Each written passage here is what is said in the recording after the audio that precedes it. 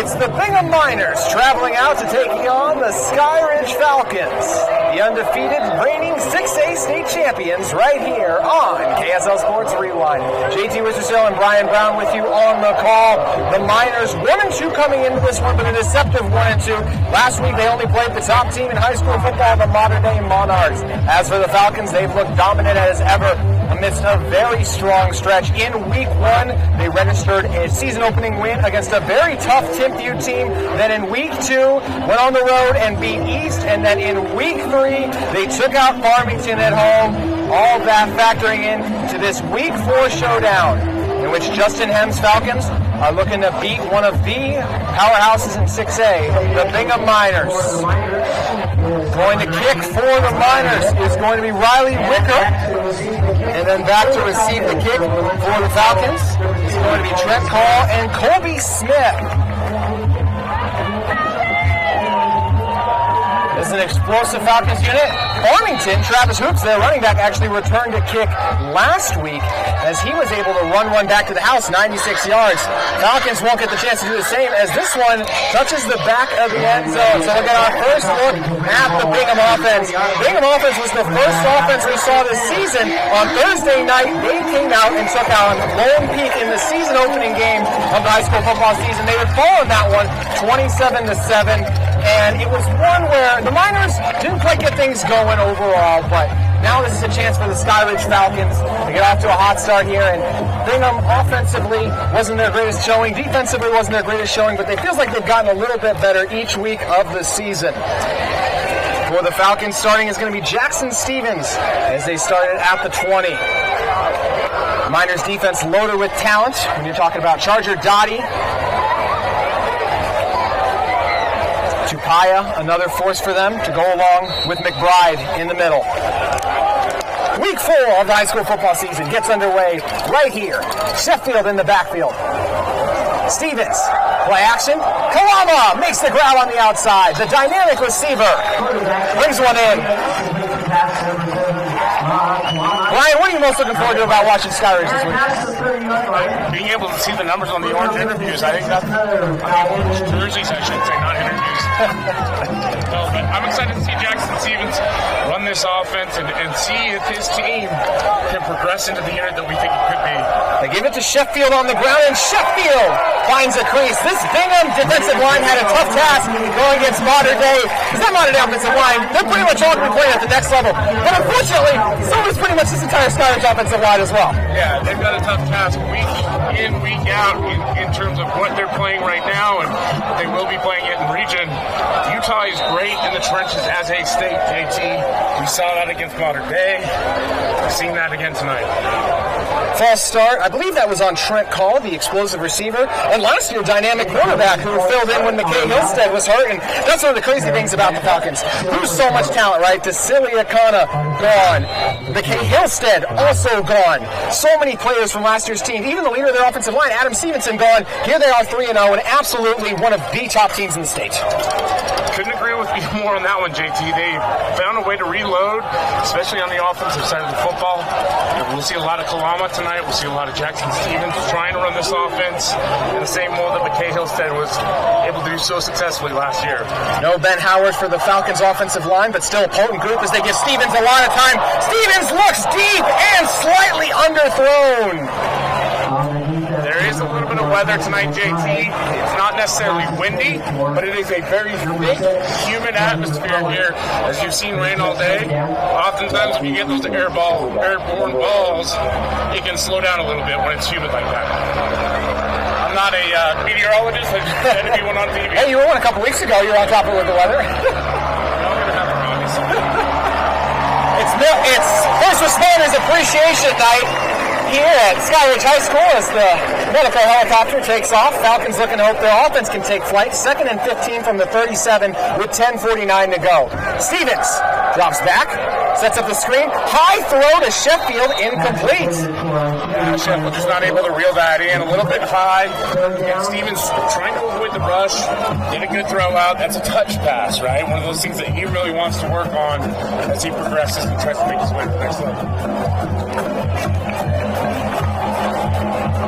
Darius Afalava, the Falcons' fantastic right tackle, and multiple other players. No Ben Howard tonight, as we mentioned, but still a very talented group that is as good as any team in the state in the trenches, especially Brian. Well, I mean, it's a great year to watch offensive line here in the state of Utah. Talk about Skyridge, corner Canyon. Stevens has tons of time to operate there, looking to throw. Just throws a jump ball kind of up, and great coverage downfield that time. That was Latu breaking it up.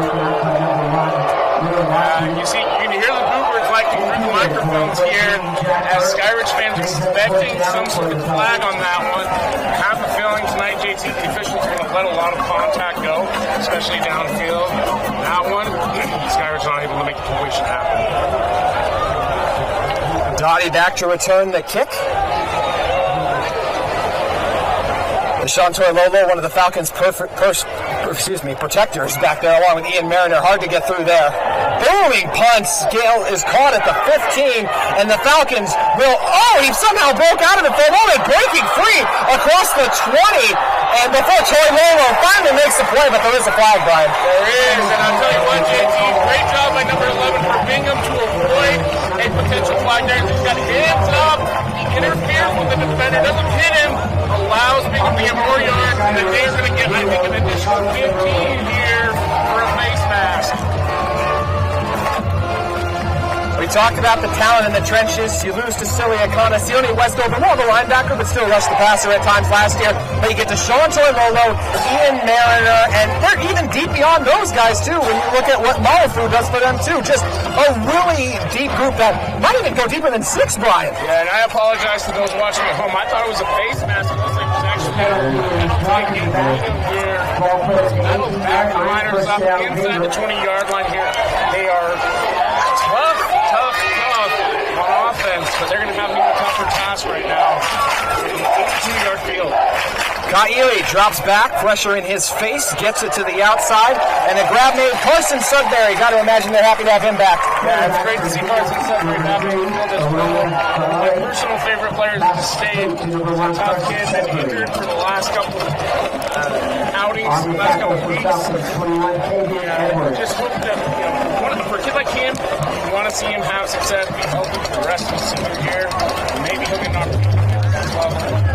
Exciting player, slippery as suds out there for Sudbury. Aurora Ka'ili, the sophomore, in the gun. 2nd and 10 from the 18, 9:37 to go. Falcons nearly jump. The throw over the middle of the field, incomplete. A little high, maybe a little behind Sudbury, a little bit of contact there. We talked about it earlier. I think the officials are going to let a lot of that kind of thing go tonight. You see him setting up early, getting creative with the RPO. Maybe a little play action, hard to say sometimes with those types of plays. But they want to attack the Skyridge defense. Skyridge does not move around and blitz nearly as much as they did last year. And I think Bingham feels like early on they can attack that. The Bingham offense 2 plays in and two times throwing the ball, Brian? How about that? I don't know what's gotten into Freddie Fernandez, but we're back to Freddie ball now. We absolutely are. They'll give it on the ground, up ahead. Brimhall with the tough carry, but he won't get much on 3rd and 10. And it'll be a punt for the Miners. Good job by that Skyridge defense. To a 3 and out there again. It's always going to be tough sledding, operating from inside the 20-yard line. Field position is a huge part of high school football. So we're getting at any level, but especially at this level. The better your field position, the better your opportunities are getting in the end zone. Wicker back to punt. The explosive Kamala back, waiting for return.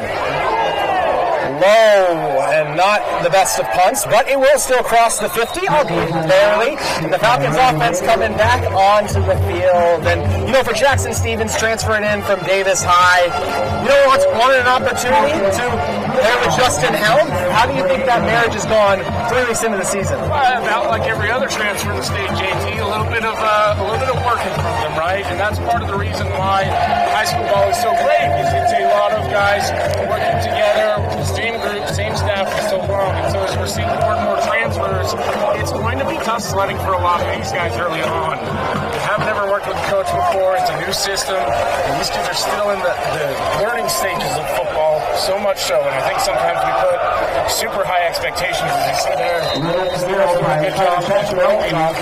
That's really what he has to do to him. There are playmakers out there for him. Sheffield, gain of 4 on the carry. Man, this Falcons offensive line, we talked about it a little bit already, but it really seems like every time they run it, they were trailing at halftime against Timpview. They put the game in the hands of the offensive line and Sheffield on the ground, and they really started to move the ball, and then eventually were able to win the game, Brian. And that's really what you want to do at any level, right? The adage is always true. Just run the dang ball.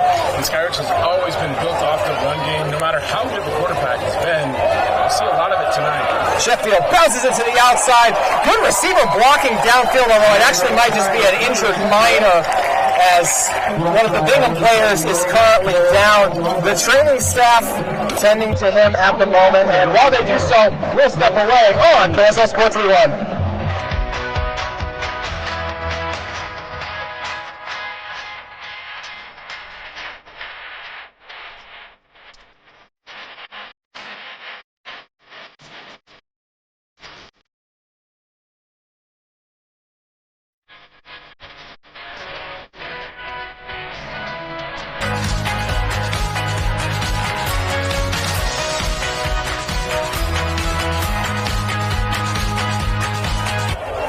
The minor was helped off the field, so we'll pick it up for the Falcons. 1st and 10 from the 39, just under 8 to play now. They fake it to Sheffield. Stevens, pocket breaking down, and he's taken down. Sack for the Miners, Will Van Cott. Will Van Cott, a very underrated defensive end, a highly touted, I think in my mind, potential prospect. You can see why right there. Able to bend the corner, as Chris Long likes to say, touch the hoop, the little hoop that they put down on the field, and get the sack on Stevens.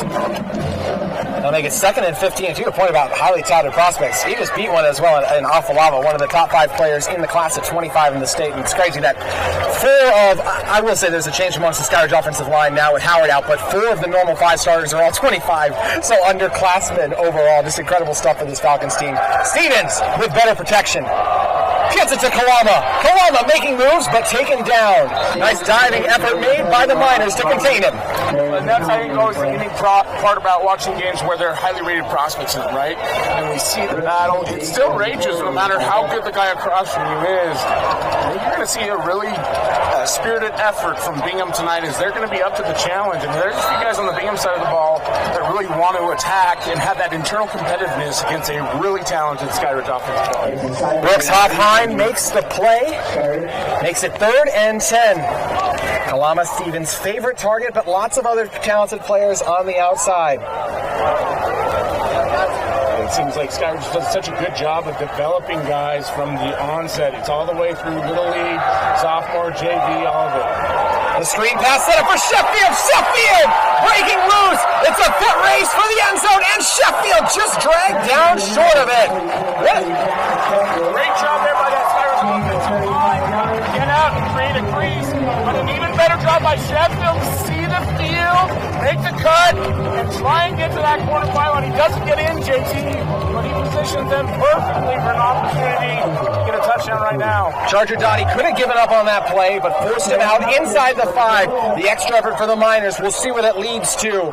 From the 2. Sheffield. Oh, Stevens on the keeper. Scores it for Skyridge. Nice job on the fake there. Jackson Stevens pulls his own number, and the talented, strong athlete thunders his way into the end zone. Skyridge on the board first, 6-0 here in the first quarter. I understand why the Miners fell for it. I fell for it. That was a great pick carried out by Stevens. That's a hallmark of Justin Henn, his offense, right? They love to get you on fakes, play action, screen game, anything they can do to keep you guessing. Blake Hester raises it to 7. Falcons in front early.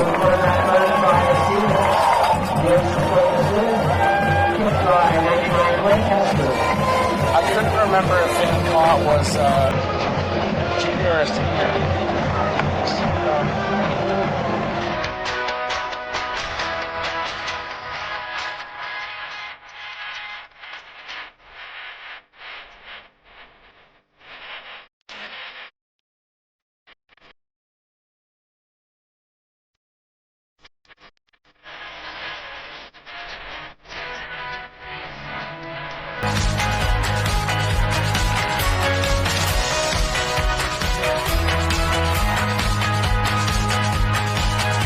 Yeah, man. Continue on here. My agent called the phone. He's like, hey, your coverage is dropped.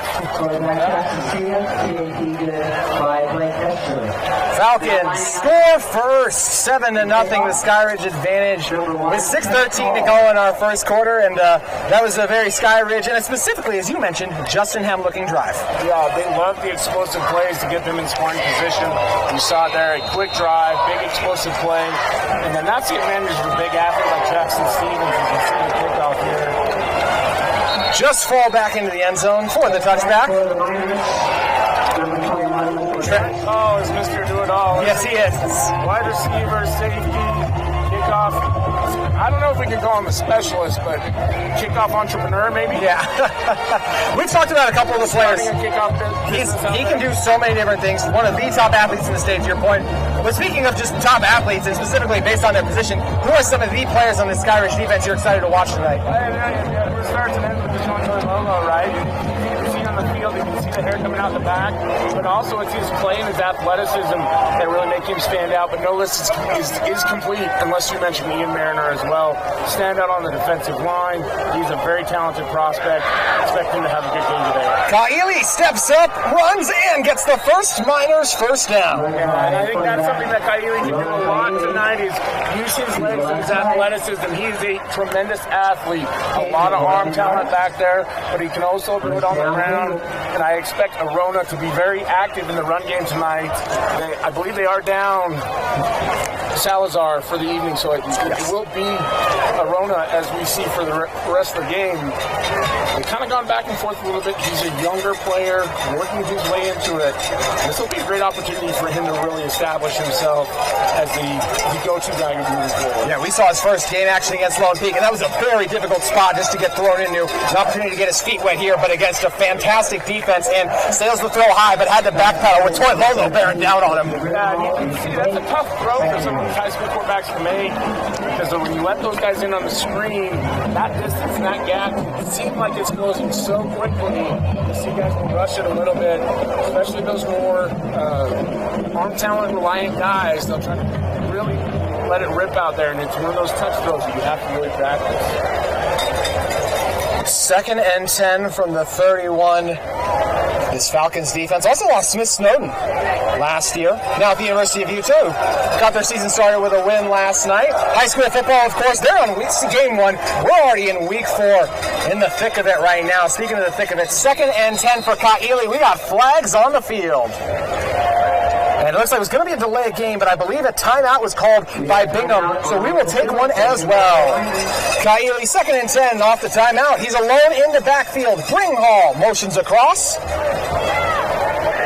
Sudbury makes the grab and makes multiple Skyridge defenders miss. About as impressive of only a 2-yard gain as you'll see. Yeah, he went more wide than he did deep on that one, and that's okay. Look, Carson Sudbury, you want to let him cook, so to speak, when he's out there, and he'll settle in a little bit.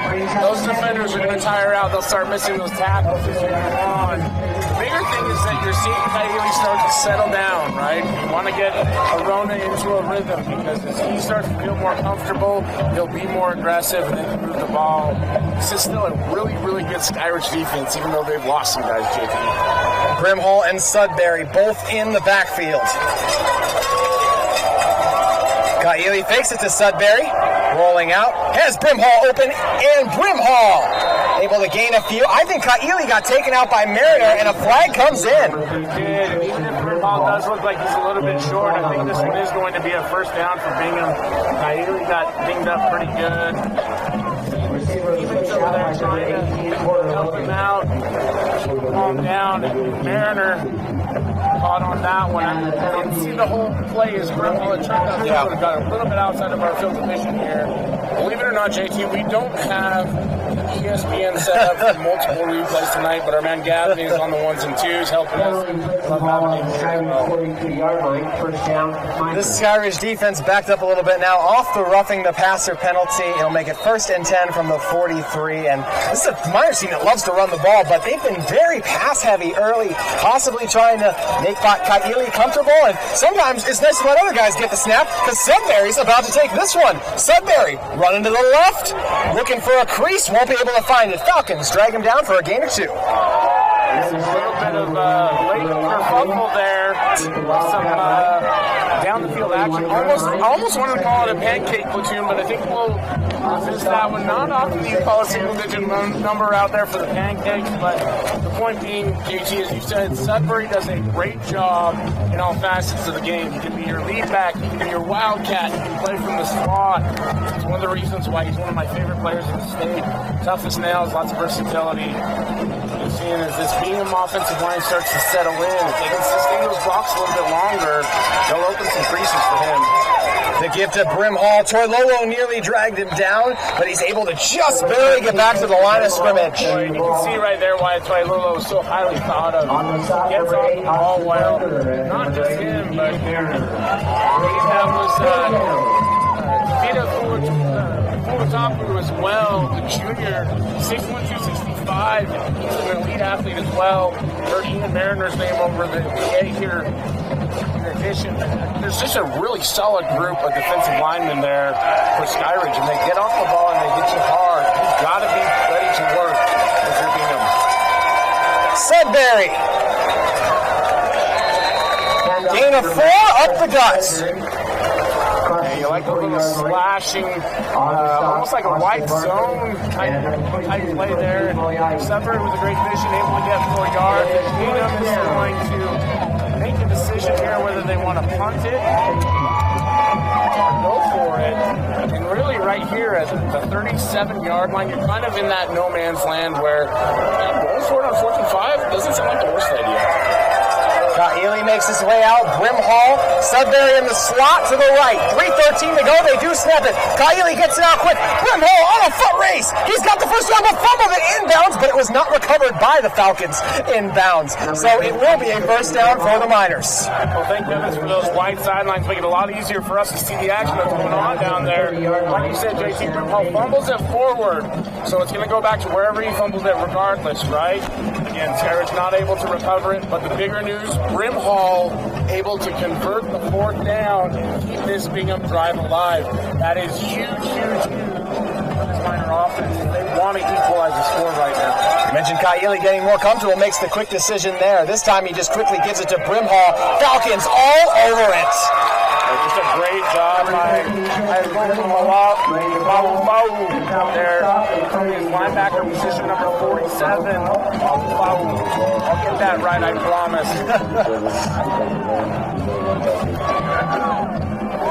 So the Miners are taken down, and somehow they say they got back to the line. Seemed like it was going to be a loss of a couple. And do you think how much of this is getting Ely comfortable passing so much versus how good that Skyridge front is and not trying to run on it constantly? It's a mixture of both, right? You want to get Ely comfortable, but also you really want to open up this Skyridge defense. You're seeing Sudbury does a great job opening up the shovel option. I don't know what we're going to call that. We'll call that a that was a chest pass from my youth basketball days. I know that.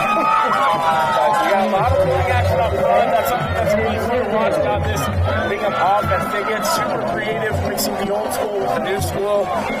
Freddie Fernandez is a coaching legend in this state for a reason. Yep. The creativity, big part of it. Great first year at Bingham for Coach Jones and Fernandez. Bingham was able to reach the semifinals games for 6A. Not the start they were hoping for, but with a chance to get on track tonight.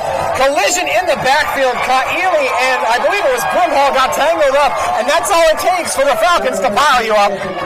And that's one of those situations where you're trying to hit a defense quickly, maybe catch them off guard. And listen, if you can catch a Skyridge defense off guard, that is a catch of the year, in my opinion, because this unit is tough. They play aggressive, and they get off the ball quickly, and they get into you. It's a really tough execution there. This Bingham offensive line will really need to get off the ball as well if they're going to make those plays work. Offense stays on the field. 4th and 7 from the 27. 1:40 to go. Ely, Falcons bring 5. He's got some time. Pressure breaks in. Toilolo nearly dragged him down, but throwing it away at the last second. It won't matter. Falcons force the turnover on downs. Pressure happened there. Waiting to see if we're going to get a flag, and there it is. Regardless, it's going to be a turnover on downs here, but that is going to be a penalty where you throw the ball and there's not a receiver. My brain is still recovering from a car accident earlier this week, so if I have to lean on you, JT, at some point in time, I know you're going to be there to help me out. But tough situation for that Bingham offense, right? Skyridge brings the pressure. It's in the face of Kylie. He's not able to make a quick decision. And when those young quarterbacks hesitate like that, you usually see these kinds of mistakes. And granted, it didn't end up in the worst way possible as a turnover, but that's one of those things where they're going to talk it out on the sideline, and that's going to be one place where Arona can really grow and develop as he continues his progression. It's always a tough bout about 3rd and 4th and long. Is you need time for your receivers to get downfield, and this Falcons defense can get home on their own. They're 4, but when you blitz, it just makes it that much harder to pick up. We saw it break in there, and an even shorter field now for Jackson Stevens, who will start it at the Falcons 48. That penalty is called intentional grounding. Yes. As I so famously could not explain earlier. Stevens with time. Finds a receiver for a first down. Making the grab was McClellan. Great job from McClellan. Finding the soft spot in the zone. Jackson Stevens, that elite arm talent coming to play there as he finds his receiver. McClellan able to get a few yards there. Bingham defense trying to close, and they're flying around just trying to get to the ball. A little bit unsettled by this Skyridge offensive attack. Almost 7-on-7, no pressure at all. He has to dodge it a little bit here, lofts it up. Trent Call with the house call into the end zone. Fire up the band and throw a house party. It is a Trent Call house call in the Skyridge North end zone.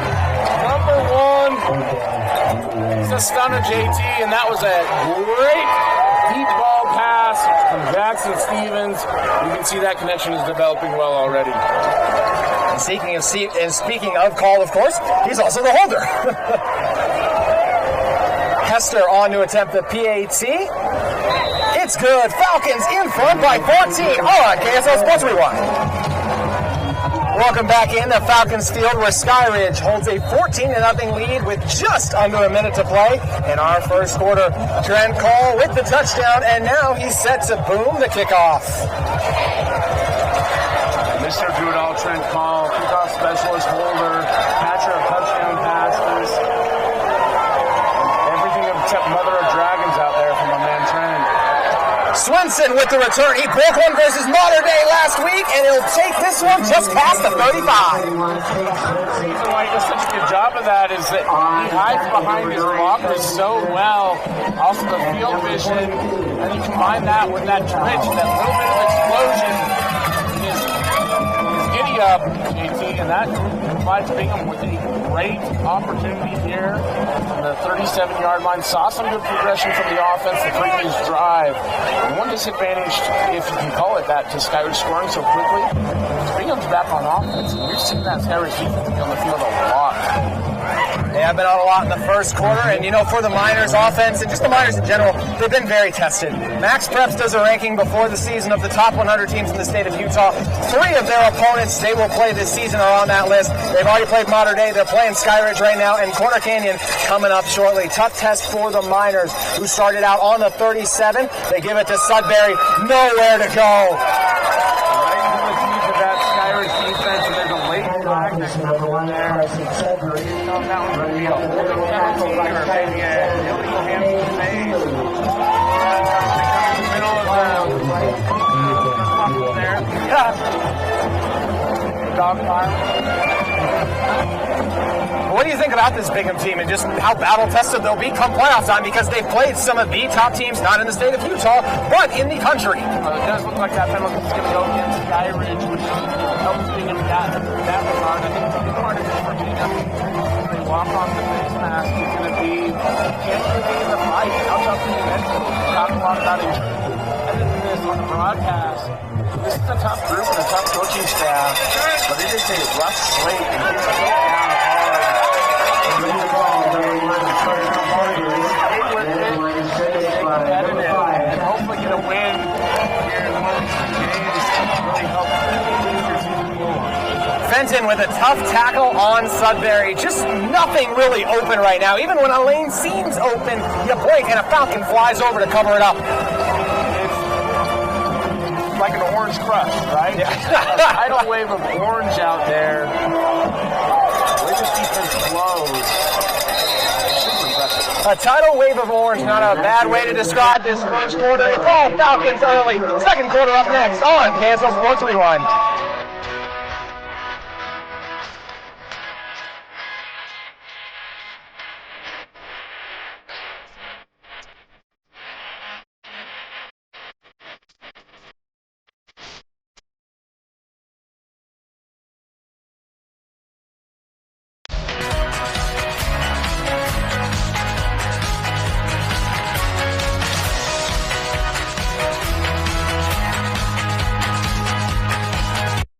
Conference football registration is open for the 2023 fall tackle football season. This year, we are proud to announce the addition of a girls-only division to play alongside our boys. Team scheduling lines you up against comparable competition, making every snap a valuable life lesson. UC football is safe and fun. Learn the game with confidence. The competition will be fierce and the camaraderie will be second to none. Sign up today at ucfootball.org. That's ucfootball.org. Falcons in front by 14 as we're about to begin the second quarter on KSL Sports Rewind. Miners starting it at the Falcons 47. Kaili under center. Mariner nearly jumped off sides, but was able to pull back. Kaili with a big drop, looking downfield with time, gonna step up and gain a couple before a flurry of Falcons take him down. Yeah, able to quickly read that he didn't have the guy open that he wanted. Move forward. He's a little slow to get up right now, JT. Stop looking at JT early on. It's a tough get out there. Even though he is 6'2", he has a great frame. He's still a young guy. Kaili is incredibly tough, and I think they will. I don't know if we're stopping the game or if we're at least taking him out for a play, but imagine we're going to see Sudbury in a quarterback for at least a snap, maybe more, but a scary moment right there, Brian. Yeah, I do believe that the official blew the play dead for an injury timeout. Yes, he does move the game for one play. We'll see what Bingham does here for that play. Look at Kaili a little bit down the sideline. We were up a couple weeks ago at Olympus High School. They had a pretty good athlete who wears number 1 in Luke Bryant. The Wildcat package was very potent for them. But Skyridge opting for a different look as Sudbury not lined up at under center. Instead, it'll be another quarterback in the gun, and he's overthrown. The starting there for the Miners that time was 45 for the Miners, who is not on my roster, Brian. Any luck for you on his roster? One of those situations where Bingham was already in kind of a precarious spot on their backup quarterback. As I heard last week against Modern Day, especially on third down, there's not a lot of play calls on the sheet for the backup quarterback to come in for one play and get a conversion. So Bingham's going to punt and get out of this one. I hope that their defense is able to do something while they pin Skyridge back deep. Oh, it's a fake! They're going to throw it, but the Falcons unable to cover it up as Cole breaks him down, but not before he's got the first down. Miners making things happen. Wicker able to connect that time with Taylor Van Sickle. What an incredible job. Not only with Wicker on the throw, but Taylor Van Sickle, the juke, the dodge, gets the first down. What a great job by him. Talking about it, JT, you always want to live to play another play.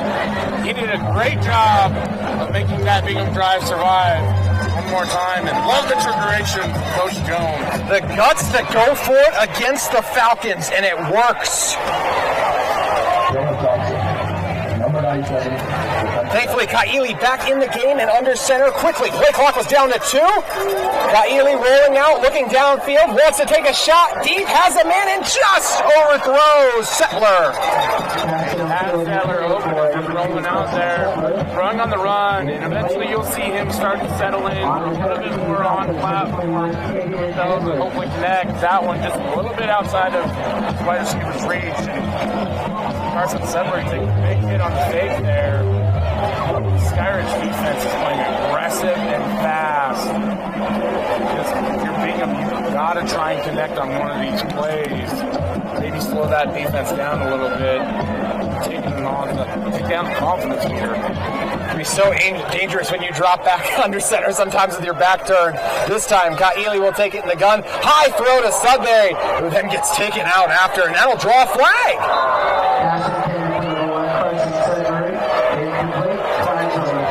That flag, yeah, go. Can't see if that one was a targeting or...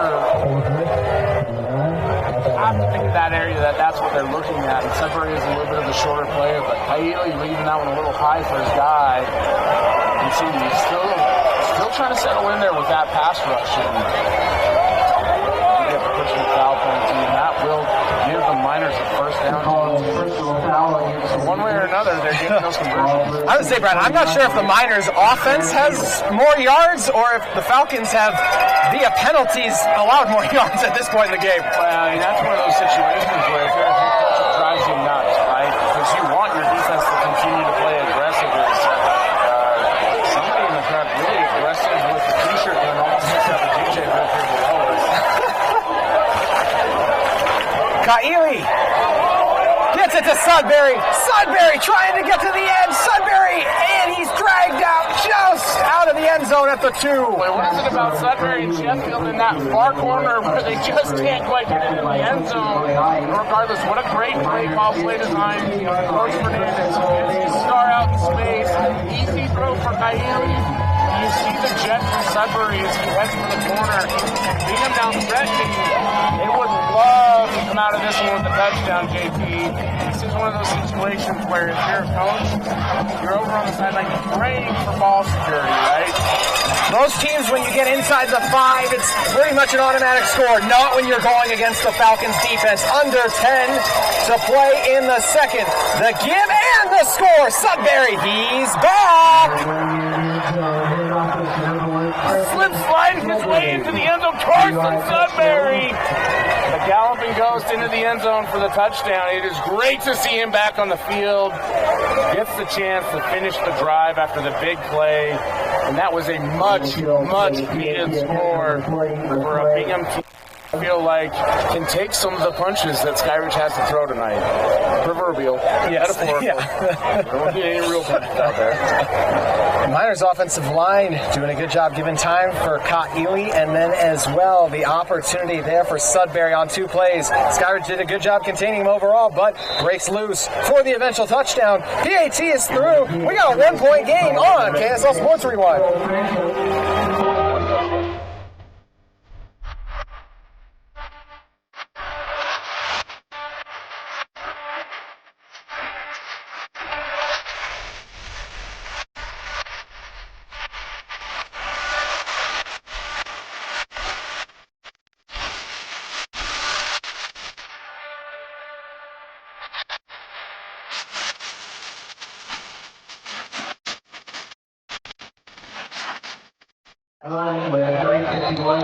We have a 1-touchdown game for you on KSL Sports Rewind. Sudbury punched it in from 2 yards out, and now Wicker set to boom it. Call awaiting the kick. And this one will go into the end zone. So the Falcons going to start it. They scored a touchdown the last time we saw them. Brian, what are you looking to see out of them on this drive? It's been a lot about the explosive plays. You can't get an explosive play while maintaining a drive, right? Eventually, when you want to sustain it, you get some of that big jump yardage on this one and carry the length of the field. And that Miner defense stand up to the pass. Close the gap a little bit here. Peppa and Will Van Cott off to a good start for the Falcons front, or for the Miners front. Check that. Sheffield in a gain of about 2. Sometimes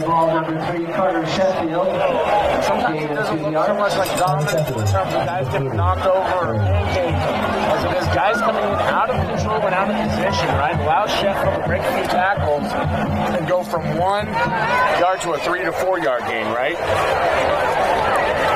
Stevens got his team up to the line quickly. They then look over to Hem on the sideline. Falcons OC a year ago, now their head coach, led them to the undefeated record so far. With 9:16 to go, they still got the lead. They fake it to Sheffield. Stevens all day to throw, looking deep, and it's broken up at the last second. Good job staying with it by Latu. Nice job by Latu there, reaching at the very end.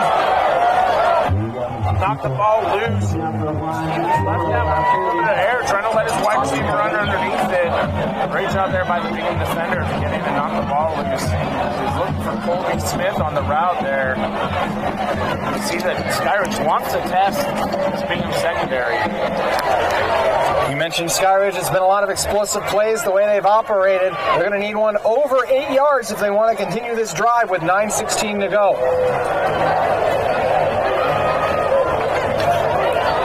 Miners bring 4. It's picked up. Stevens looks, and great coverage again by... Oh, did he catch that ball? Oh, my goodness. What a grab on the sideline. Making the difficult catch is McClellan.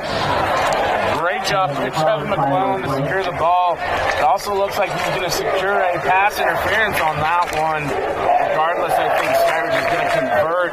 Where he finally marked down is well past the yardage marker there. As we see this officiating crew discuss, I believe this one might be a positioning of the football discussion. Yeah, I think you're right. Figure out if they're going for third after the game like we usually do, JG. It's never. There's lots of good options out here by Skyridge High School too. Never too early to have that discussion. The official signal there, defensive pass interference, and going after Latu on that one. That's a tough matchup for him. Along with a big physical receiver, 6 foot, 165, the senior. Does a good job of converting there.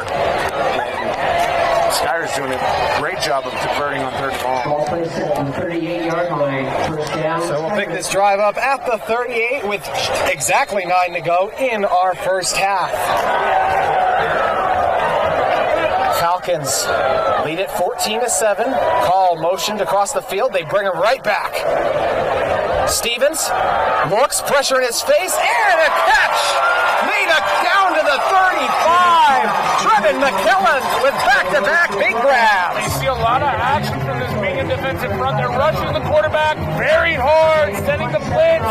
Jackson Stevens stands in the pocket, rifles one right through Chargers' hands and into the warm embrace of McClellan. And that's a big conversion. Those explosive plays over 15 yards is a Skyridge staple.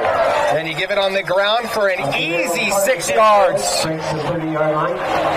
Orange jerseys and explosive plays.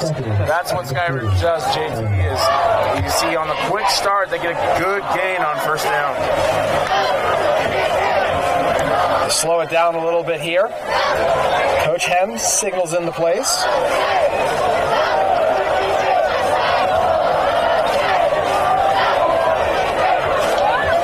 Stevens, 2nd and 4 from the 29. Looks left, back to the right. It was a screen pass, well covered up by the Miners. Yeah, and there was a lot of action on that one. Bingham well sniffed that one out ahead of time. Jackson Stevens does a good job of just getting rid of the football, putting it where nobody but his guy can potentially get it, right? Skyridge will live to play on third Brown Bears. We're about 3rd and 4, 3rd and 5 here. Yeah, Stevens did his best to look him off with his eyes to the left side, but the linebackers and defensive linemen of the Miners, a great job of reading it. 3rd and 4, like you said, Brian, from the 29.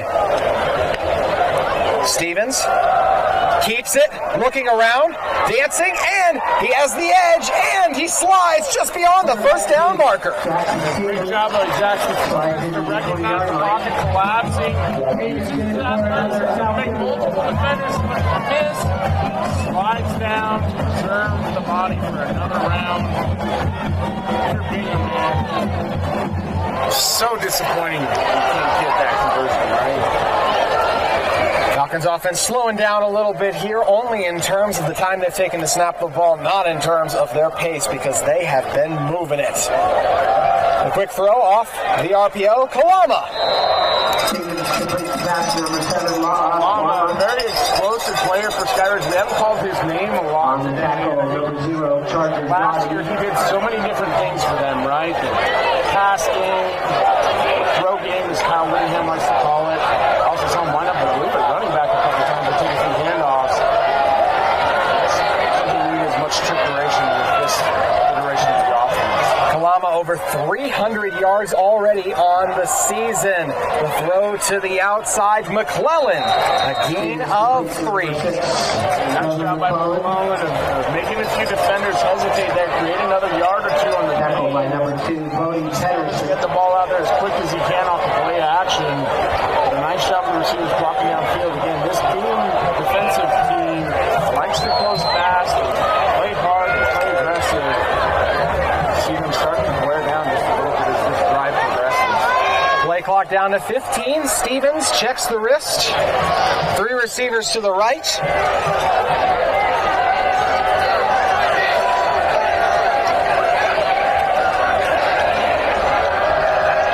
With time, lofts it deep. Kalama right on cue into the end zone. How do you do? Kalama says, "Watch me now!" As he shoots the defender and flies to the end zone and reels in the rainbow. Jackson Stevens, just absolute runner out there because this Skyridge offense is on a roll. To your point about the route, Kalama putting him on his mixtape right there. 6 minutes to go in the first half, and the Falcons find the end zone again. Stevens with another touchdown. It's 21-7 on KSL Sports Rewind.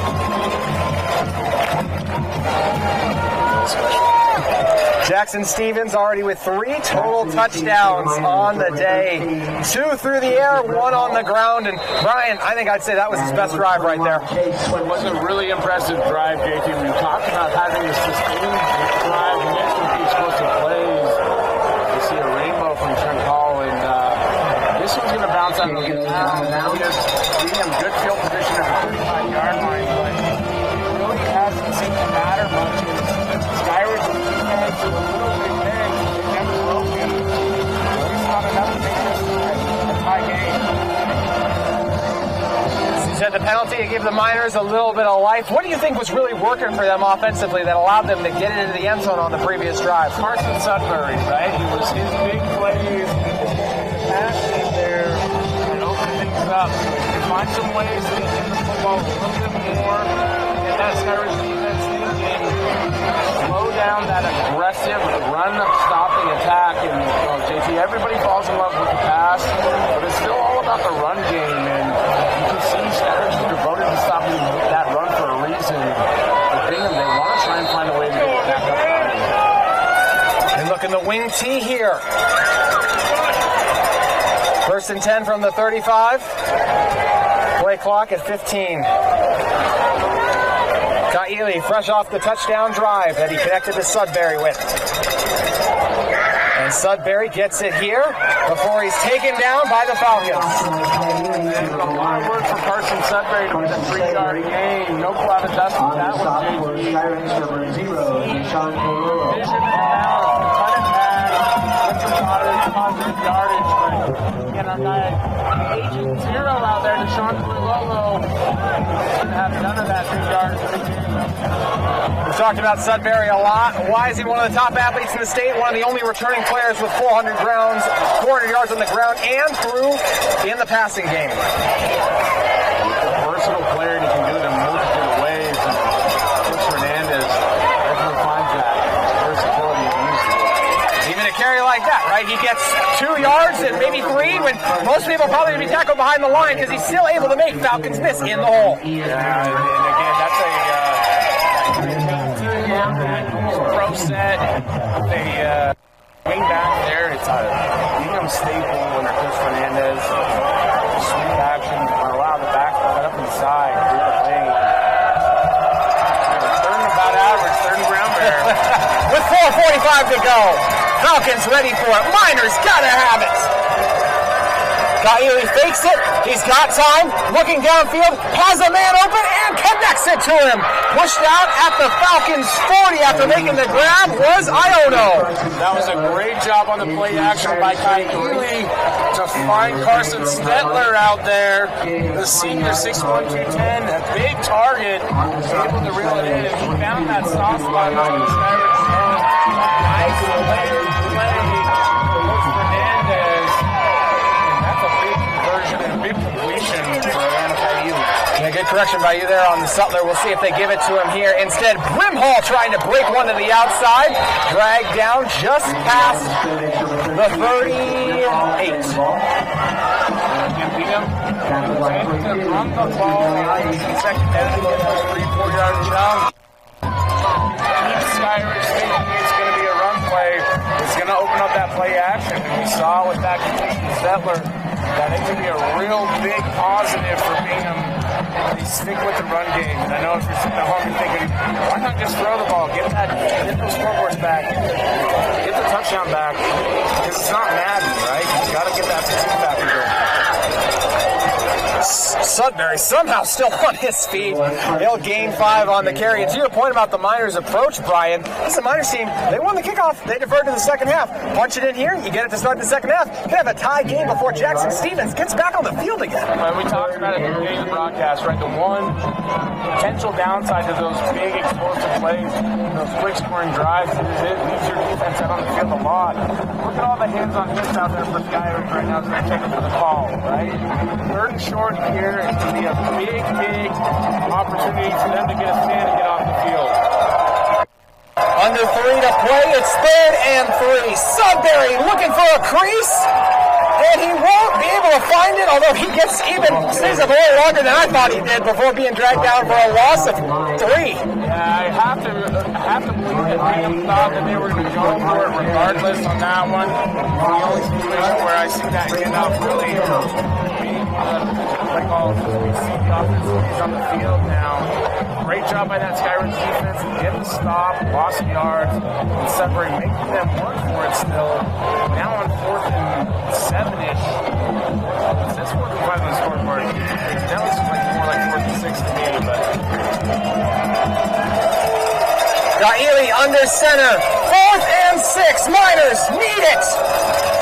Gaili has a man lofting, and Brimhall makes the grab and crosses the goal line. Bingham back within that for the Miners. Well, it was a Mountain Ridge of a throw. Gaili puts the rainbow on it. Finds the receiver in stride. It is nothing but pay dirt for this Miner offense. Bingham gets the touchdown. Looks to get up 14 points pending this PAT. What a drive, what an answer for this Bingham Miner offense on 4th down. Woo! 4th and 6, they needed it, and they got it courtesy of Brimhall for the Bingham Miners, of course. 21-13, PAT pending in a moment.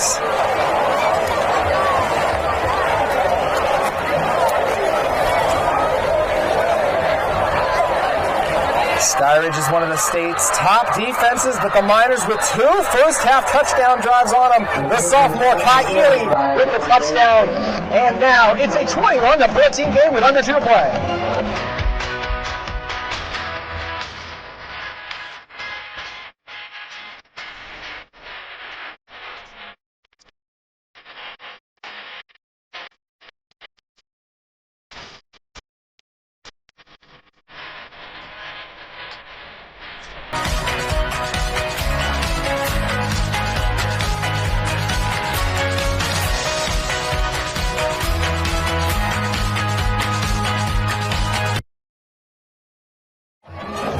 Falcons offense has 3 touchdowns. They are going to look to score another with 1:58 to go after Brimhall found his way into the end zone off the long touchdown pass from Gaili. The sophomore in Gaili and the senior in Stevens both off to strong starts. And that's a great response and answer for a Bingham offense that was in dire need of some points there. You see Wicker able to put the biscuit in the basket.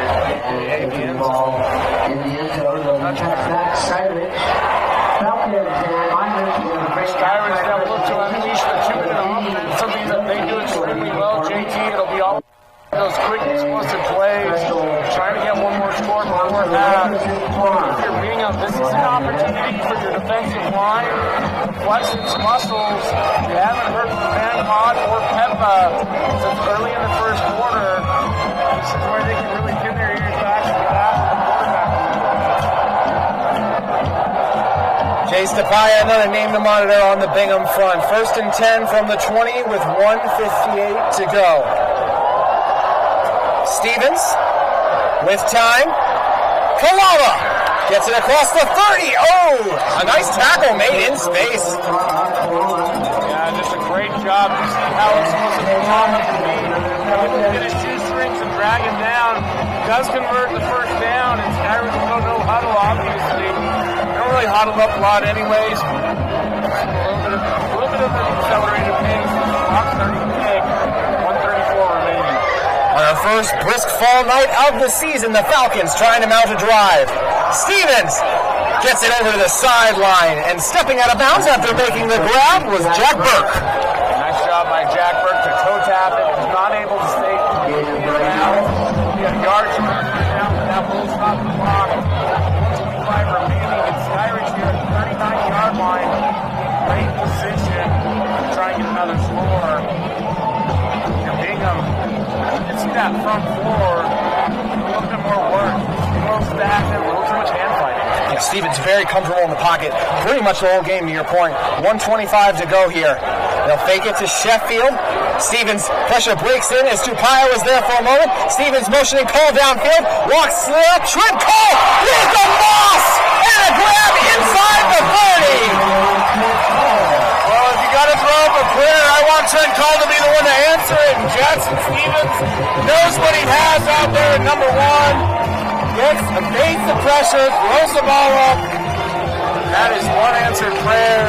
That is putting Skyridge in perfect position to score. Stevens with a backyard football play, telling Cole to go downfield. Play action again. Stevens looking downfield, waits, throws. Kalama with the grab into the end zone, but we got a flag, and Brian thinks it's holding. I don't think I know, JT, and so does Mr. Whitehat as he signals that one's coming back. Skyridge offensive line caught with their hands in the cookie jar. Gentlemen, us big boys have all been there before. Unfortunately, on this one, indicates a big touchdown to Kalama. And from the spot, I believe that penalty will be a big penalty in terms of enforcement. It looks like it'll be 10 yards from the line of scrimmage. Puts them in 1st and 20, but still, for Skyridge, is it timeout here? Boy, that's an opportunity that we could have had that one back. And it takes away just an unreal highlight. Stevens rolling out to the right was a nice play by him, but especially Kalama. They stop in there, recognizing the chemistry already 4 games in to make that back shoulder catch. Wow, and over not!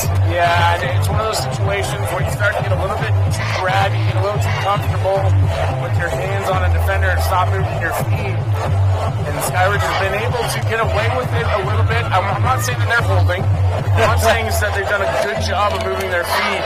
Once the feet die and the hands stay active on a guy, you're going to see those yellow hankies. And like you said, JT, I watched your heart break as you looked over at me.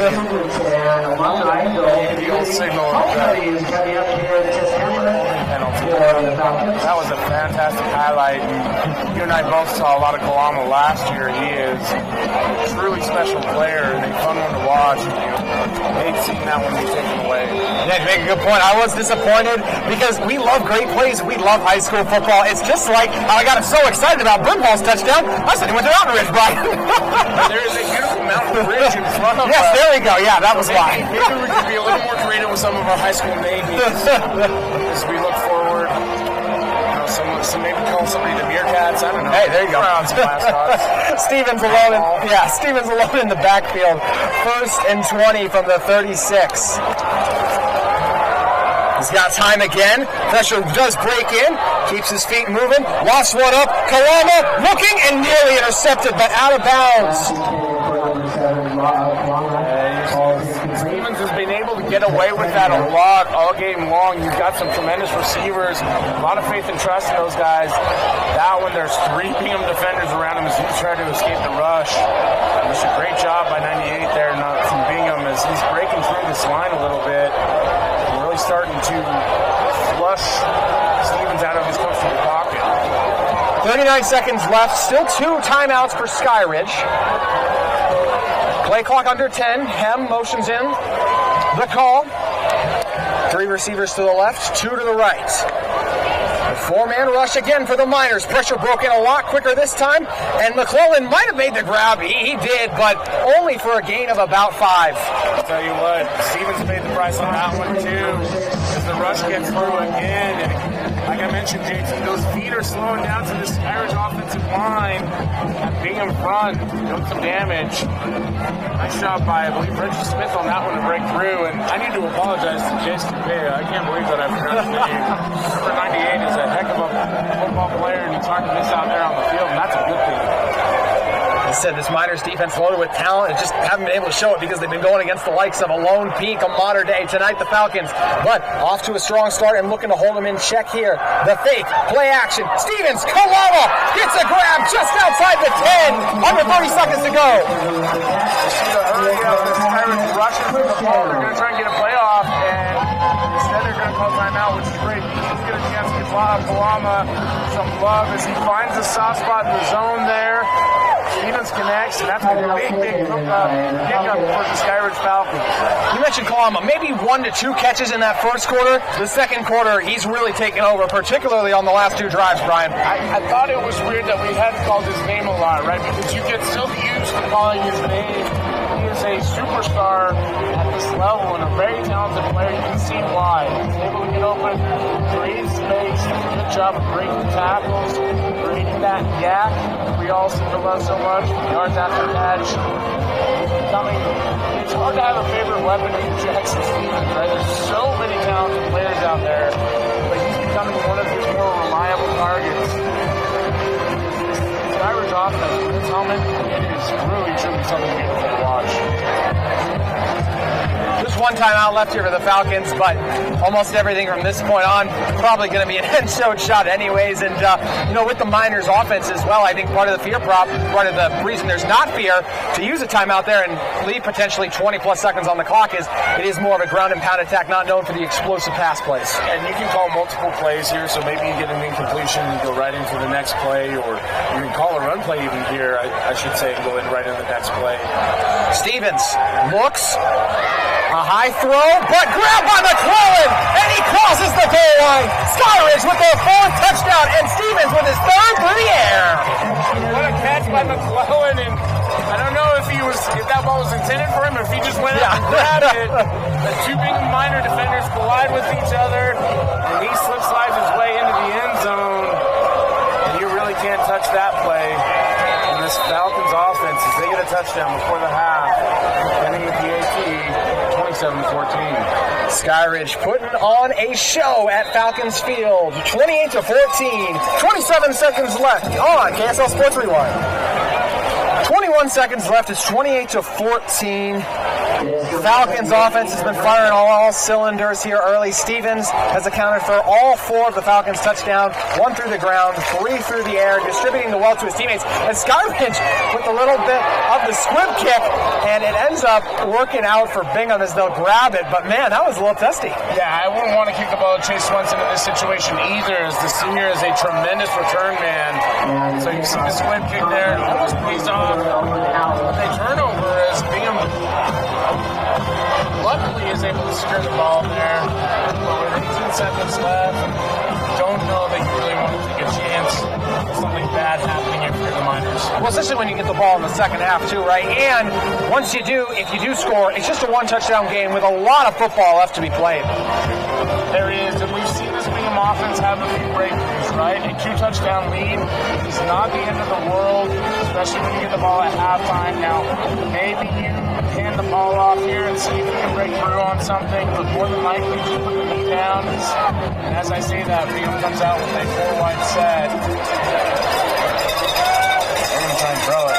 18 seconds. Kaili gets one over the middle quickly, and I don't know if Sudbury would have caught it, but even if he did, he would have gotten blasted, Brian. Yeah, and he does a good job of pulling back on that one because he could only get one hand out there. And I know he's been out for a couple of games with we'll call it an upper body injury in the area where your shoulder pads go.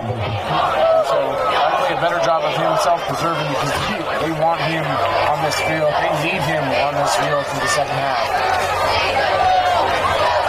14 seconds left, 2nd and 10 from the 32, and the Miners do go on the ground here. But a little bit of running room for Swenson before he's dragged down, and I believe that'll do it for the first half. Brian, your thoughts?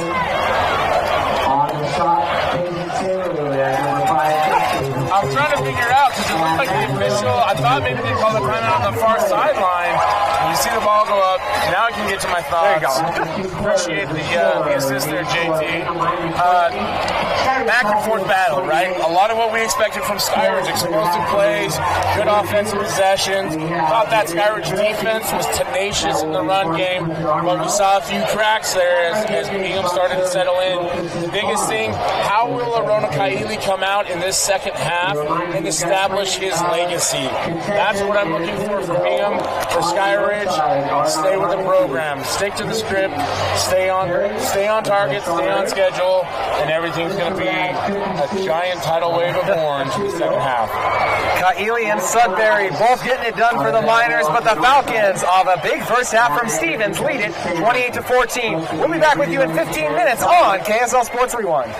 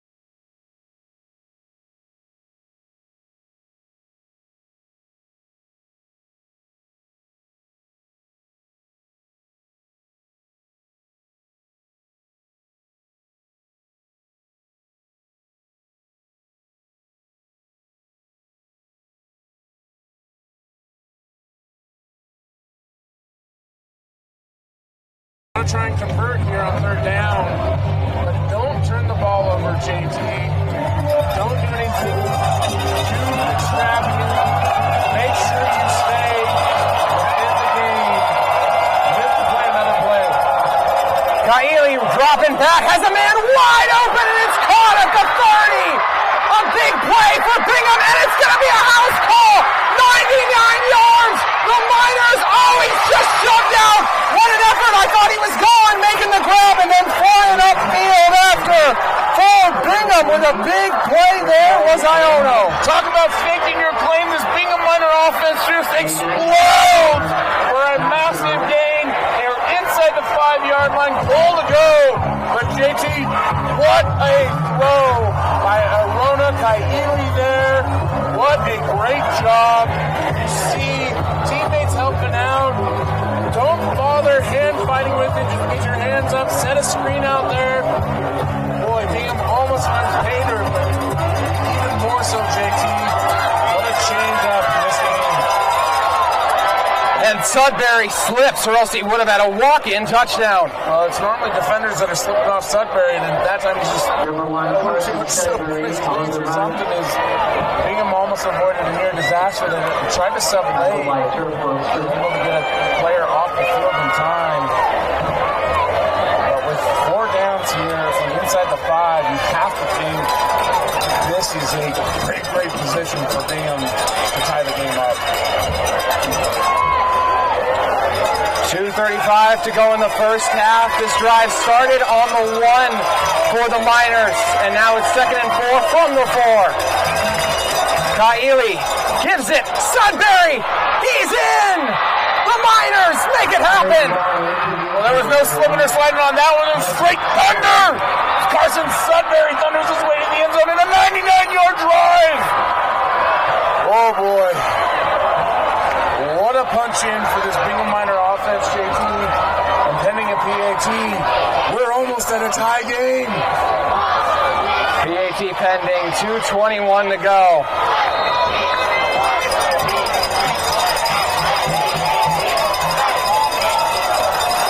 You see Bingham using that, we called it a water bucket formation in high school.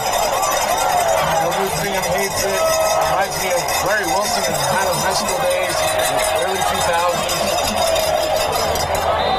And it's good. The Miners and Falcons tied up with 2:21 to go in the third quarter. Welcome back inside to Skyridge High School. A tie game here, Brian. The reigning 6A state champs, they're undefeated 3-0, but Bingham at 1-2, battle-tested, giving them all they can handle. They are, as you see the kick go out the back of the end zone here. This Bingham Miner football team breathing new life in after a massive goal line stand. Skyridge had 4 or 5 opportunities. We're still not sure, never really got a full clarification from it down there in the end zone. But regardless, Bingham holds the Falcons up from the 1-yard line, flips the script, tries 99 yards on the massive completion from Kaili. And that slippery Sudbury does what he does best and finds the end zone. And these Miners are finding Pater left and right as we've got a tie game right now, JT. Skyridge, for the first time since the first quarter, it is a tie game. Stevens to call. Breaks 1 tackle and gets a first down. You got to make the call at some point in time. Trent calls the one you should be making to.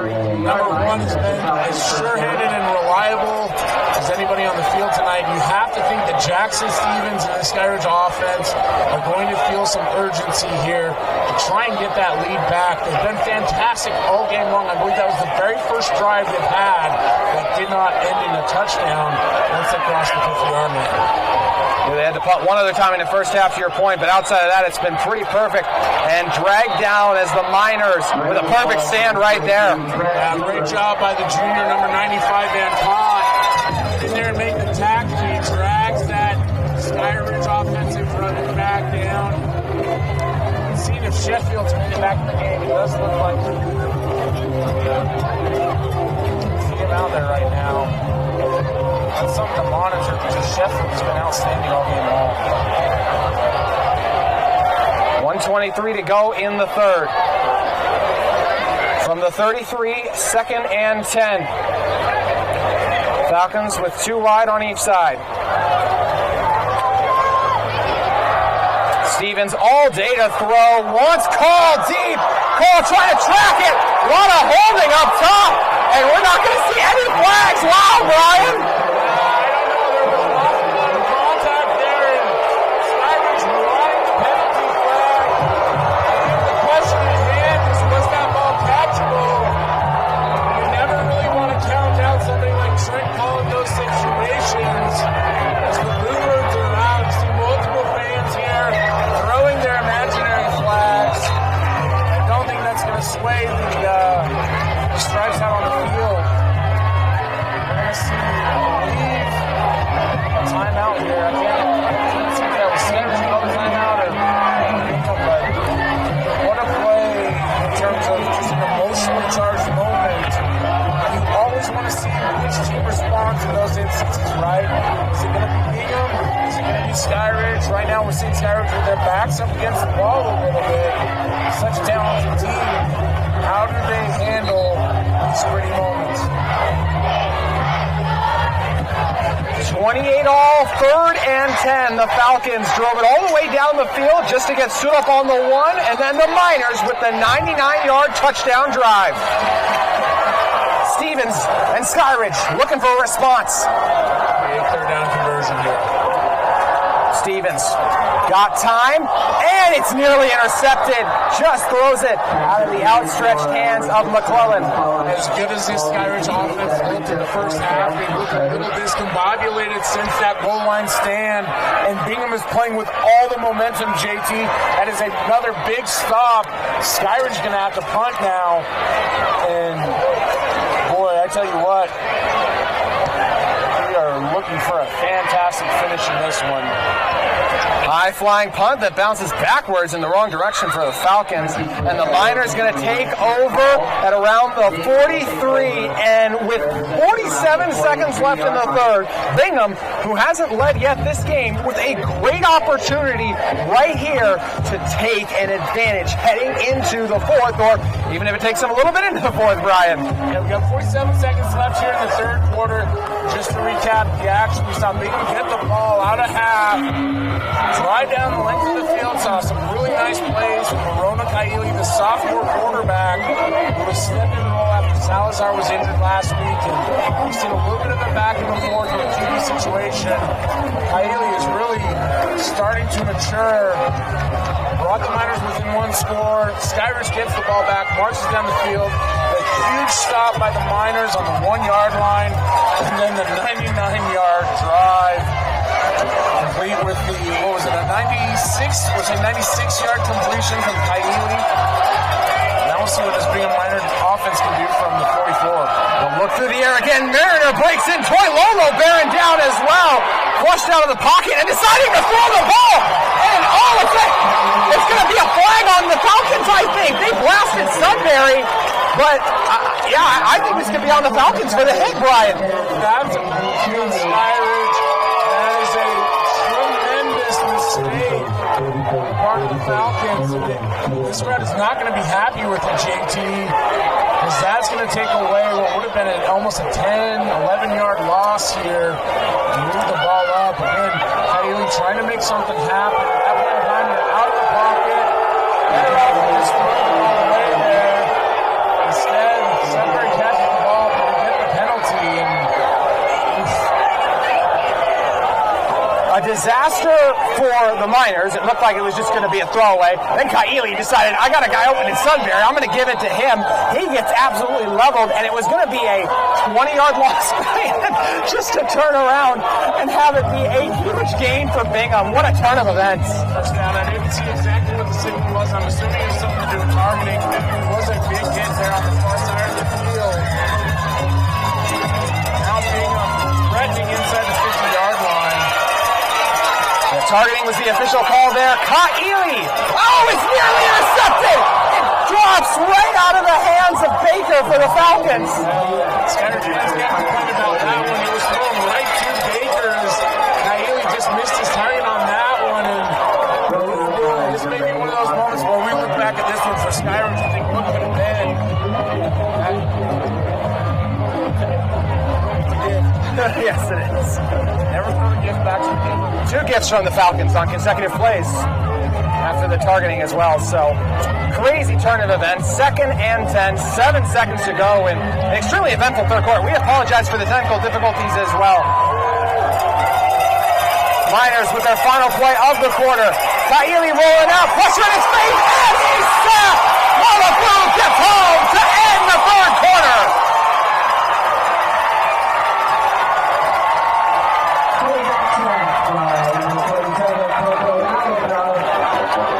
See the emotions charged up in that one, and just a great job by that Skyridge defense to slip in there, get the sack as we end the third quarter here, JT, and we've got an absolute barn burner as things are tied up 20-28. You are watching KSL Sports Rewind. And 23 for the Miners off the Malafu sack. Kaili with the Falcons roaring at him. Takes the pitch. They try to set up the play. It's going nowhere. Falcons snip it out. A loss of even more yardage. On top of it was Baird. Talked about moments of growth. This Skyridge team has been projected to be one of the best in the state. Have they been tested? Yes, they have. That's an A+ on that series for Skyridge as they hold the Miners, and it's now 4th and... Oh, boy. It's 4th and South Jordan is what it is. It's 4th and Texas, 4th and 30. We're still tied up. Falcons with an opportunity coming up here shortly. Kick is away. Kalama brings it at the 20. And it's taken down at the 22. Stevens coming up, Brian, in the toughest situation he's been all season long. Jackson Stevens battle-tested. He started last year at Davis. He's been in these tight situations before. I expect him to come out and fire this offense up like he has all game long. They must execute, though, JT, if they want to win this one. And it's rare that you see Kalama get tackled like that in the open field. It's a great job there by the Bingham coverage team. 1st and 10 from the 23. 11:09 to go. All tied up at 28. Stevens tries to squeeze it into Kalama, who got tangled up, and the flag coming in. Going to be on the Miners, Brian. Yeah, that may be a part of the plan there with Stevens was to try and get the penalty drawn. There are a lot of Bingham defenders draped around him. Listen, at this point in the game, you're going to move the ball however you can, whether it's by air, by land, or by flag.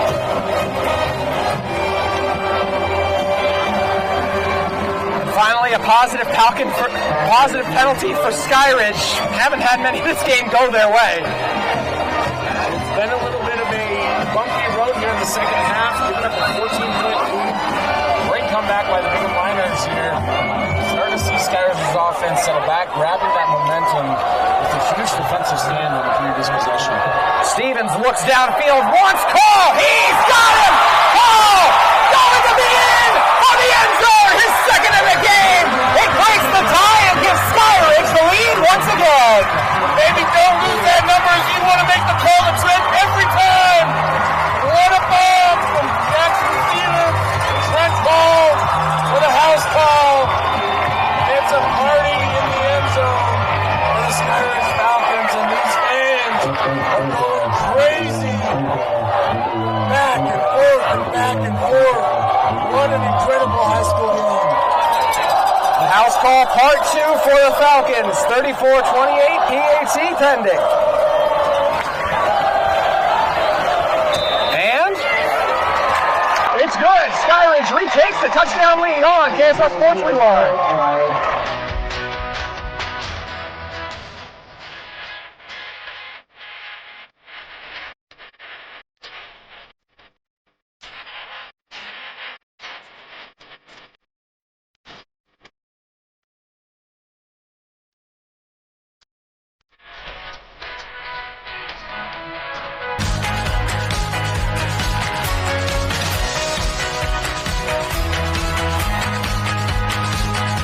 the response. A huge touchdown from Stevens to Trent Call. Jackson Stevens has scored every Skyridge touchdown so far today. 4 through the air, 1 on the ground. And the Falcons up 35-28, giving it back to Bingham, who has scored in both of their previous 2 possessions. Swenson looking for a crease. Gets it nearly past the 30 before being dragged down by Call. But it's probably all coming back, right? Yeah, usually you don't expect the kicker to make a tackle, but Trent Call is actually a safety as well. Able to drag Swenson out of bounds. There's going to be a penalty flag here back to the 15-yard line. There are 2 Bingham defenders that collided on a Skyridge player. 2 Bingham offensive players colliding on a Skyridge player. I think this one is going to get backed up. This is a block with the back signal, I believe. Yeah, I believe so too. Sometimes if ever there was a fun to get started, it should be for LED lighting for all high school. Saying that with a lot of love in my heart for what we do have. Yes. Sometimes it can be hard to see from where we stand. We really do have some of the best seats in the house, though. Typically on top of the box every week. Yep. Beautiful night. A little bit of a breeze here in the air. You cannot beat a 35-28 affair with 10:44 left in the fourth quarter. The first September night, the first fall night, and how fitting it comes on a Friday with great football action on KSL Sports Rewind. Kaili looking left, waiting, throws, and just outside where he intended. A little high on that one. You see Kaili roll out a lot. Had some success early on. He had Sudbury deeper down in the route, but just not able to collect and deliver the ball there. And so Bingham will sit 2nd and 10 here from deep inside their own territory. They're operating at the 8-yard line. Miners so often known for the potent rushing attack, but so many of the plays tonight, Brian, have been because of Kyle Ely's arm. Yeah, I think a big reason for that has been this tremendous run for Skyridge. They've done a fantastic job of stuffing the Bingham run game, and a bit of confusion as it looks like the plays are properly relayed, and Bingham's going to take a timeout here and make sure they get these squared away. We will as well. 10:38 to go on KSL Sports Rewind.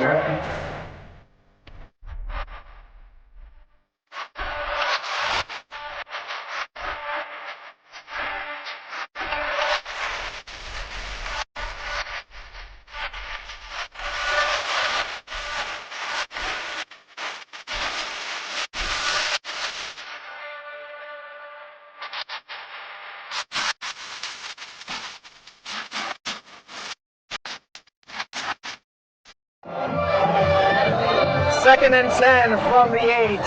Miners burned a timeout. The sophomore is stepped up against Skyridge under the lights. Does he have another comeback in him in the fourth quarter? Pressure in his face. Looking for Sudbury. And he makes the grab. Carson Sudbury. How do you do? Oh my goodness. The wheel route out of the backfield. Shades of Mackay Bernard there. For those of you who've seen a Rose Bowl play or two. Sudbury does a fantastic job of securing the catch, and he had defenders all over in his face. Great job. Nice throw by Kaili. That is a massive conversion for this Bingham offense. You mentioned Sudbury's dynamic abilities. He's made play after play through the air and on the ground. They'll give it to Swenson here. And we got flags coming in as he's dragged down. Yeah, and what a weird direction for that flag to fly as it heads back. Just in the area of, I think, holding here. That Bingham offense, that huddle's backing up. The band is doing a valiant effort of playing Sweet Caroline right now between plays. And good for them for staying on beat. We've got a lot of great action on the field right now. Try my best not to criticize a song that I don't know. Bingham gets called for the holding, so they'll back it up. Last time we saw Bingham, they got dragged down for that huge sack by Malafau. And now they're going in the wrong direction again. It's 1st and 20 off the big play by Sudbury. They need Khalili to carry them with their arm again, and not surprisingly, he looks to Sudbury, who's dragged down for a gain of 7. Nice stop there by the Skyridge defender to tackle Sudbury out of bounds before he could flip away and get a big gain. It's about 7 on the play, but when it's second and that long, you're okay with giving up 6 or 7 yards on the little flat route there. And Bingham still in precarious territory.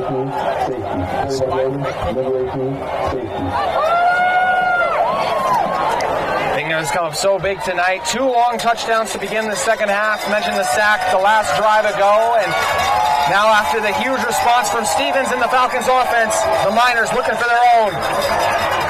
Troy Lolo applies the pressure, but he's able to get it away to Sudbury, who makes the grab, but still not even back to the initial yardage marker. So it's going to be 3rd and 11. And you made the point, JT, that it was Troy Lolo that sped that throw up. Sudbury was not ready for it. That's not able to Skyridge brings the Slipster down. 3rd and 11 here. And we've seen Bingham convert on some of these longer 3rd downs. We've got one more. Keeping the back tricks, we'll see.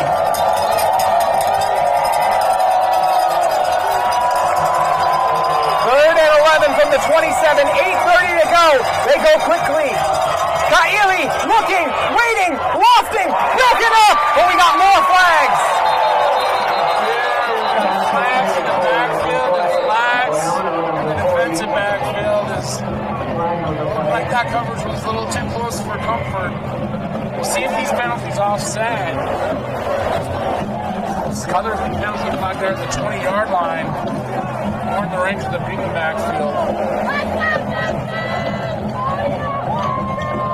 Waiting for what the call is exactly. It was holding. But there's also pass interference. So, Brian, they will offset. So even a blind mouse like me can find a bit of cheese every now and then, JT. And the best part about that, we got another chance at a great 3rd down. Curious to see what Bingham does with this one. Last time tried to go for quick play action, catch Skyridge off guard a little bit. See them huddled up on the far sideline there, maybe trying to disguise which personnel is in the game. 35-28 with 8:25 to go. Mariner, head up. Kaili given some time.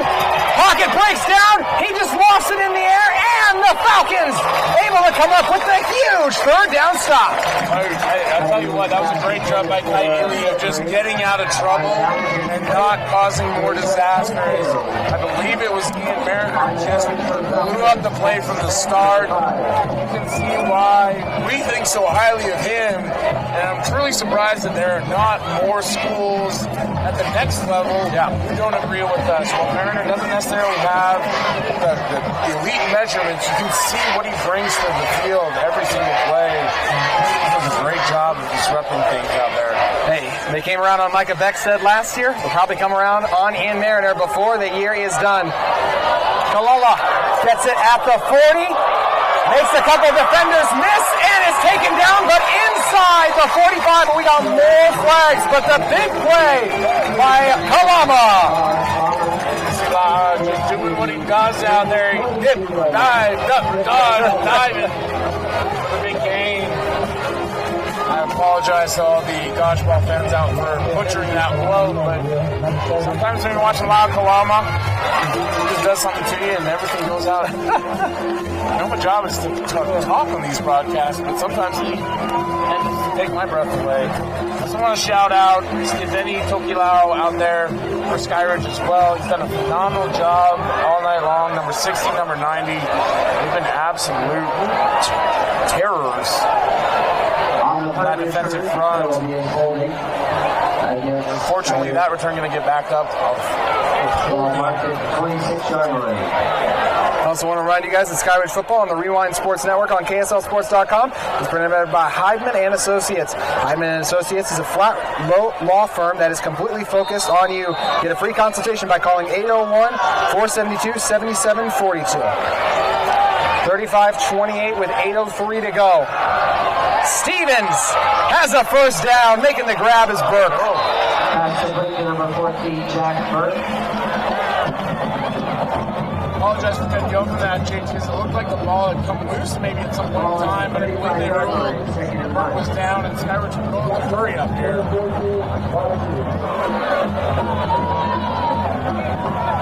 7:39 to go. Stevens on the give, and did the Falcons get it? It's close. Looks like they did get it. They've been aided by the official on that one, but nice pickup.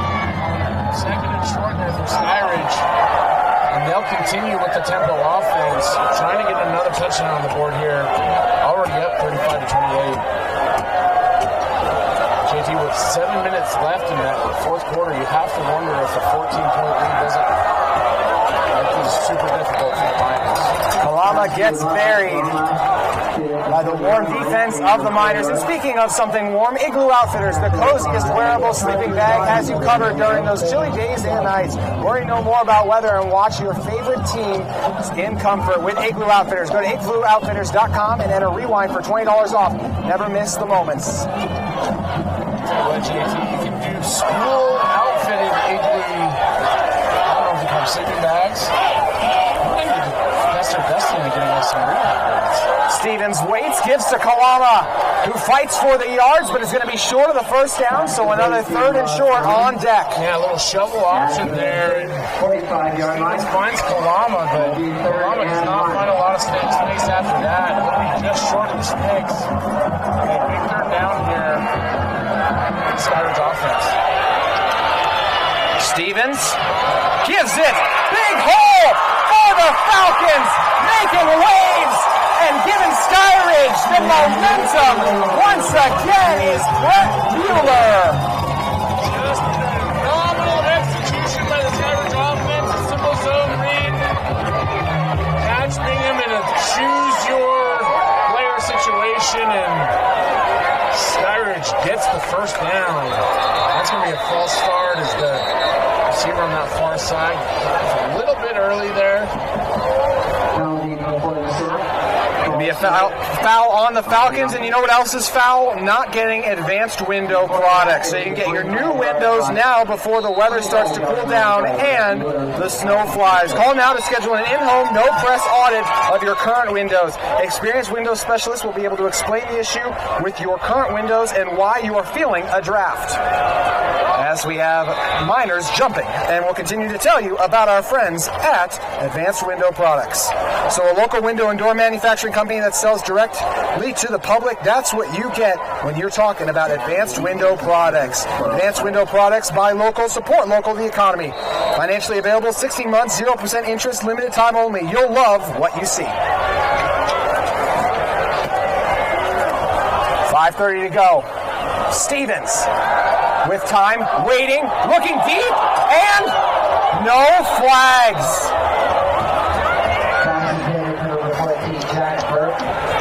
Burt comes up with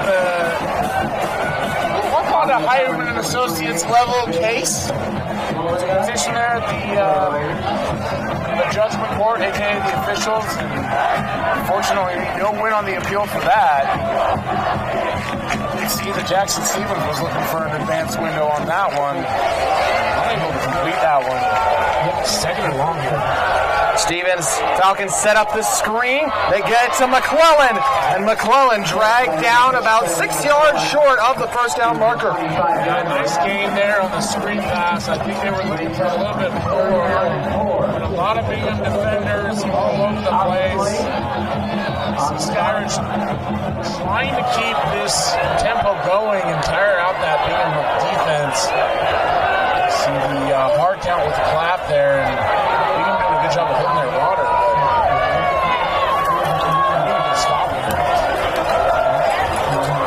Play clock inside 10 now. Stevens got to go. Inside 5. Down to 3, 2. Falcons get it off.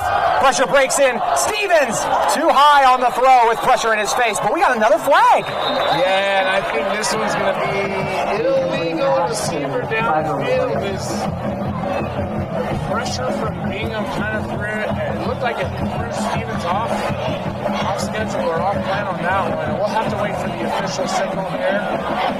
There was a lot going on in that play. And for a third down, I think one of those situations where maybe you're trying to do too much with the double hard counts and the multiple check with these there. I have no idea why the official was heading over to the Bingham sideline other than to see if I think they wanted to accept the decline of this penalty. I want to remind you that Skyridge Football on the Rewind Sports Network on KSLSports.com is presented by Heidman and Associates. Heidman and Associates is a flat-rate law firm that is completely focused on you. Get a free consultation by calling 801-472-7742 or go to utah.law to find the office nearest to you. Stevens, 4th and 5 from the 25. Looks over to the sideline. Big play for the Falcons. A chance to get one step closer to a victory if they can move the chains. They lead it 35-28. Stevens looks downfield, wants it all in the end zone, and McClellan can't bring it in. Skyridge turns it over on downs for the second time in the second half. Well, that is a huge, huge stop for the Bingham Miners, and McClellan gets up. If Heidemann and Associates are looking for another one, McClellan might be an option. He may have had a case on that one, JT. It looked like the Bingham defender had knocked on a jersey. Again, those situations, as always, is that ball catchable, right? Especially if you're running one of those difference between defensive holding and pass interference. Regardless, the outcome play. One of the kind of pleasantly quirks of high school football is there's no review. You're going to roll with it. The outcome gives the Bingham Miners the ball back with 4:24 on the clock and an opportunity to tie this one up again. Kaili steps up and the pocket breaks down. Mariner, Malafau, and Toy Lolo all had something to say about it. Yeah, just a group effort there as it looks like Malafau came away with a shoestring tackle. That caused the rest of his teammates to collapse on that one, and Bailey just not able to escape the pressure first down. Put the Miners in second, long territory.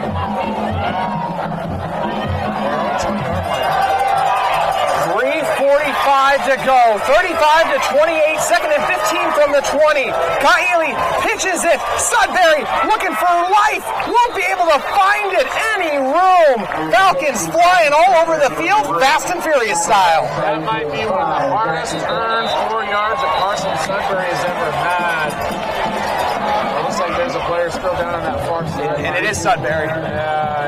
Boy, you just hate to see that. Teams will regroup on the injury timeout. You hope that Carson Sudbury is okay. He's been such an important piece in this Bingham offense and tough, gritty player. I want to remind you guys about our friends at Igloo Outfitters. The coziest wearable sleeping bag has you covered during those chilly days and nights. Worry no more about the weather and watch your favorite team in comfort with Igloo Outfitters. Go to igloooutfitters.com and enter the code REWIND for $20 off. Never miss the moments.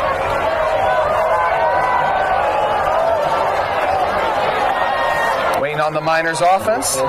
But while we wait, you guys don't need to wait to get advanced window products. You can get your new windows now before the weather starts to cool down and snow flies.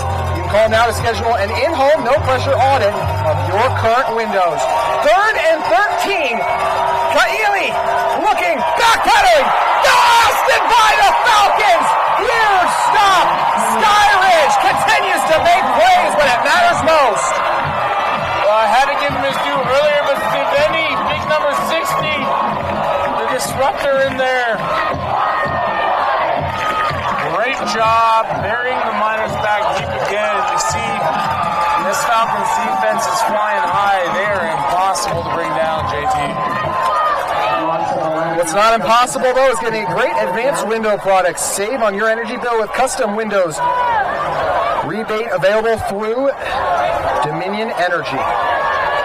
Bingham forced a punt on 4th and 25 off the sack. They still got some time, a timeout actually, as we got whistles coming in now. Our officials are going to talk things over, and looks like it was a false start on the Miners, so back them up even a little bit more. Also about advanced window products.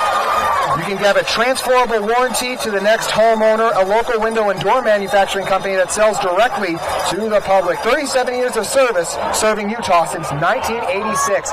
As the punts away, Kalama lost it for a moment, but then doing what he does and breaking tackles as Kalama inside the 30.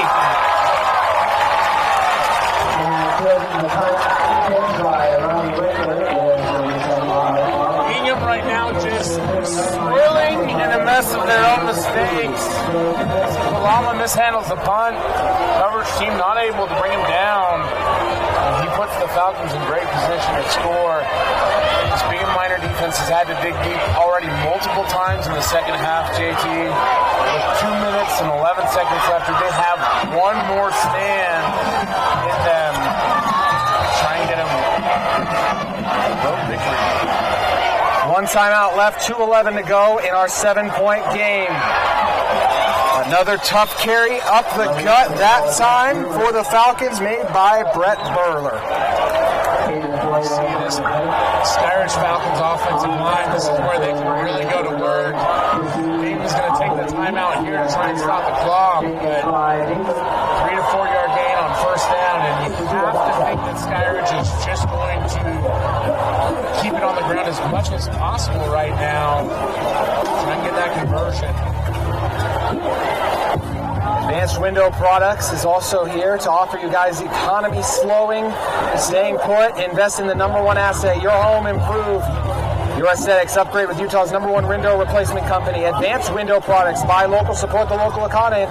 Financing available 60 months, 0% interest, limited time only. You'll love what you see. Bingham out of timeouts. 2 minutes to go. Falcons fighting hard, trying to hold on. Mention this Falcons offense, fast and furious. Well, they played together like a family tonight. But you got to give all the credit in the world to this Bingham team, too, for how they've battled back time and time again, Brian. Yeah, it's been a real race to the finish for both of these teams. You mentioned back and forth. We're seeing them right here. This defensive stand and Bingham again. Mueller brought down. It's going to be 3rd and 7. What are you doing here if you're Justin Hem and the Falcons offense? Let that clock tick, because right now it's your best friend, and you've got about 27 seconds on the play clock, 1:45 on the game clock. Bingham's out of timeouts. So if you're Skyridge right now, your best friend, probably a running play here. Looks like Skyridge may do the exact same thing. That zone read has been very successful for them. Maybe see Jackson Stevens pull on this one. See if the Falcons might try to air it out too, potentially to get a first down and clinch the game.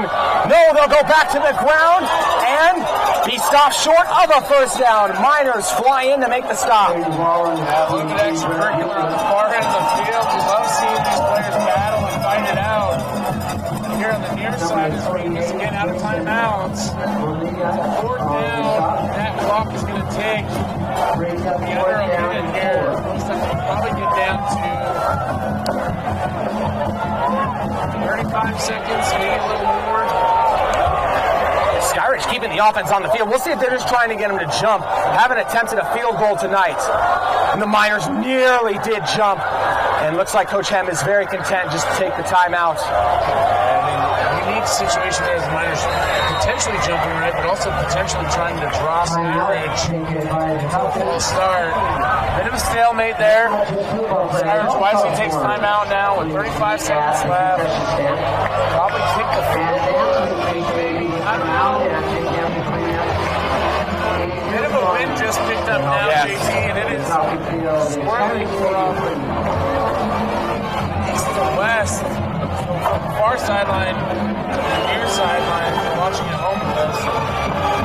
If you're here at the game and watching, boy, do we think Appreciate all of you supporting us on KSL Sports Rewind, as well as any of you who joined us through the Red Zone channel tonight. Great auction every Friday night on KSL Sports Rewind weekly, and this has been another fantastic edition. And Brian, what are your thoughts just on this Bingham team overall tonight so far? Great toughness, JT, and I think that even in this one, having learned a lot from a modern day game that really stretched them to their limit, and really those kinds of games have a lot of potential to bury